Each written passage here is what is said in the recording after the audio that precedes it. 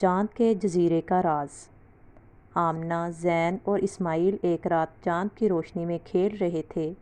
اچانک انہوں نے دیکھا کہ چاند کی روشنی ایک چھوٹے سے جزیرے کی طرف چمک رہی ہے جو کبھی کسی نے نہیں دیکھا تھا۔ ان کی دلچسپی بڑھ گئی اور انہوں نے فیصلہ کیا کہ وہ اس جزیرے کا راز معلوم کریں گے۔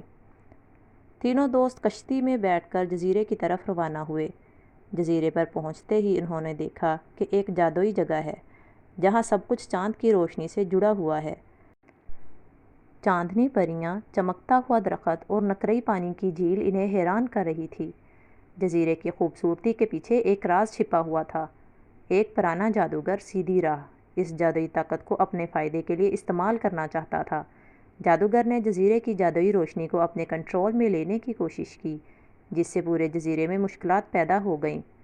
آمنہ، زین اور اسماعیل نے جادوگر کے منصوبے کو ناکام بنانے کا فیصلہ کیا۔ انہیں چاندنی پریوں کی مدد حاصل ہوئی اور انہوں نے مختلف چیلنجز کا سامنا کیا۔ انہوں نے جادوگر کے جالوں کو عبور کیا اور جزیرے کے جادوئی درخت کو بچایا۔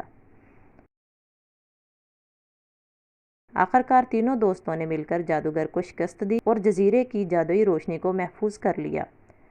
جادوگر کے منصوبے ناکام ہو گئے اور جزیرہ پھر سے خوبصورت اور جادوئی ہو گیا۔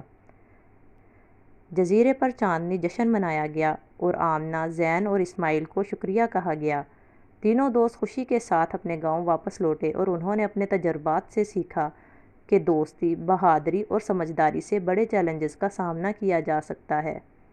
آمنہ، زین اور اسماعیل کی مہم نے انہیں سکھایا کہ خوابوں کی حقیقت کا سامنا کرنے کے لیے اتحاد، محنت اور دلیر ہونا ضروری ہے۔